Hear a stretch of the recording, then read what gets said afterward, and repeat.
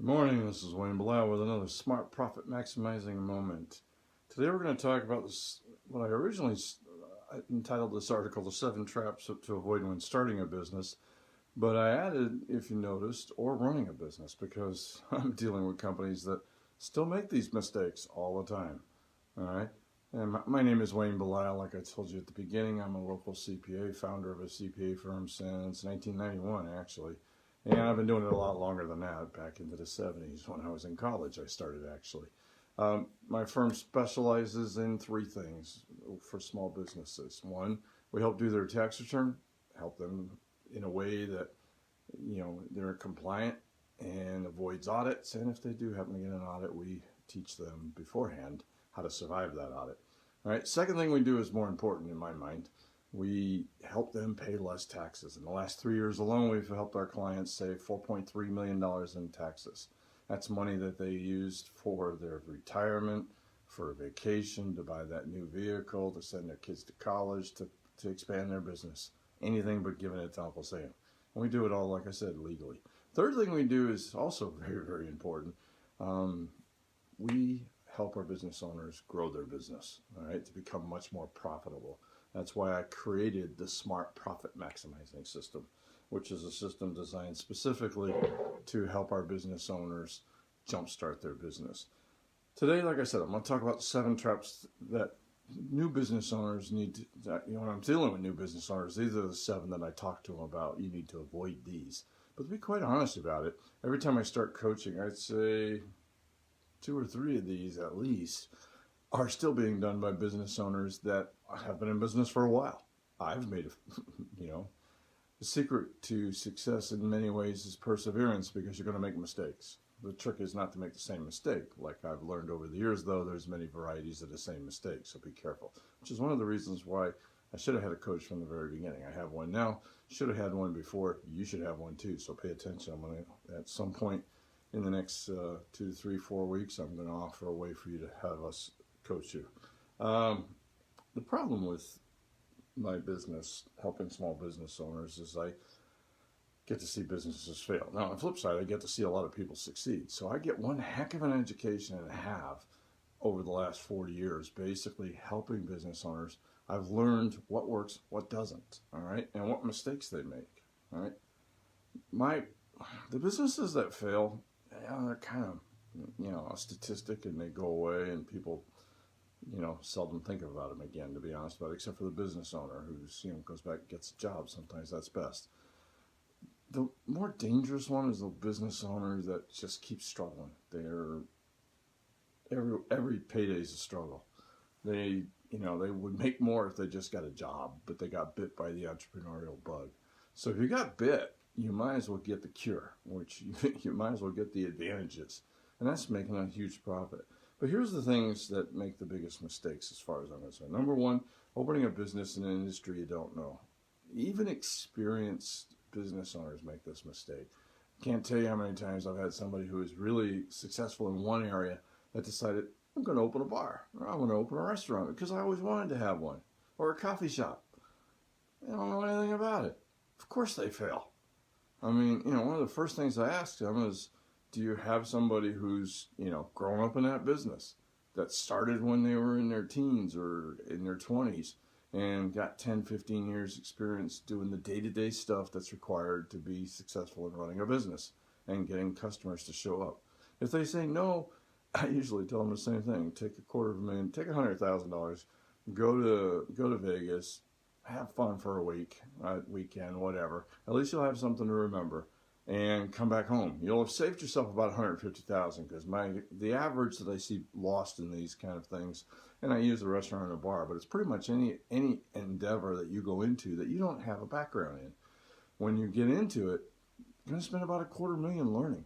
That's the price of education, learning what you don't know. All right. The second thing is not having enough working capital. Now, I kind of say there's a problem with having too much working capital. All right. Some of the worst business owners that I deal with at the beginning, new business owners, are the ones that were in corporate America, left with a golden handcuff, and come out with $500,000 to start their business. Too much money can be a problem, because there's no reason to innovate. Okay. It's one of the biggest things I'm after when I'm teaching is get that innovation spirit back. All right. And there's some tricks to how to do that, to forced starvation almost, where you have to innovate rather than just buying the answer. But not having enough working capital is worse. All right. If you go in and you don't have a plan to survive, you got to have a marketing plan, and the best marketing plan is going to take 3 to 6 months or a year to get people to come in. You really need to have a long-term focus on your marketing plan. If you don't have enough to pay the bills or survive from then, that's a good reason why business owners go to business. May have an excellent idea, but they just can't survive long enough. Opening your business in an area that's unprofitable. You may love the business, but it's easier to pick a niche in a hot industry with customers eager to buy. Dan Kennedy, get his stuff, read it, go to some of his seminars if you can. Said it best when he said the most important ingredient for a successful restaurant is hungry customers. That's it. You got to have customers and prospects banging the door down asking for what you have. I have a huge advantage. The IRS says you have to file a tax return. Everything I do is built around that. I get them in for the tax return, I talk them into tax planning, show them how I can save them a ton of money, and then we go into the business coaching because I can show them how I can help them make more money. All right? But it starts with the hungry customer where they come in. Fourth, not giving your customers a good reason to buy from you. I'm going to a meeting right after this where, it's the same issue over and over. Why, out of all the choices out there, should I pick you? All right? And, I'm going to do the same thing I usually do. Open their website and 2 or 3 their competitors and say, I'm new. Tell me why I should go to you. And if there's no difference, and there isn't, they all say the same thing. They're selling the same product. They've been a family-owned business forever. Whatever. Quality is number one. Whatever. All those catchphrases. But why? Because if you can't give me a why, I'm going to choose based on who's closest and who's cheapest. Not necessarily who's best. Because I don't know. Can't tell. Poor management skills by the owner. This is a big one. Usually what happens, and I've been guilty of it too, we were good at our core competency. All right, I was a good CPA. I was a good plumber. Another person's a good electrician. So I'm not a good plumber. But somebody else is a good plumber. Somebody else is a good dentist. I may have said that already. I don't know. Anyways, they're good at their core competency, and now they have to hire employees, and they don't know how to manage it. They don't know how to manage their employees. They don't know how to manage their money. They don't know how to do a lot of things, and they don't even realize they don't know. And these things can sink them. Again, a reason why a lot of our profit coaching seems kind of basic, but it's the basic stuff that gets dropped, okay?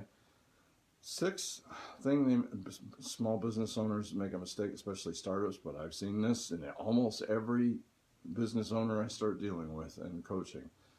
Confusing an idea with a plan, okay? Sure, we all have heard about the multi-millionaire who put their initial business idea in the back of a cocktail napkin. I've actually seen business owners do that. This is how it should work, and it works. Rare. I've also seen people have an idea but for a profitable product, but they have no idea how to bring it to market. They have no idea how to make money from it, okay? And finally, the 7th one, failing to have a well thought out sales and marketing plan. Build it and they will come is not a marketing plan. All right? Doing a really excellent job and doing a fantastic job and waiting for business to come in is not a marketing plan. All right? It's more like winking at a girl in a dark room. You know you're doing it, but nobody else knows. All right? So it really comes down to you have to get a good marketing plan and sales plan out there to sell the fact that you're putting out a quality product. All right. These 7 I see over and over, but specifically at startup is a good time to go over these because they really don't get it. All right. Hey, until next time, this is Wayne Belial saying, let's make this our most profitable year ever. Thank you very much.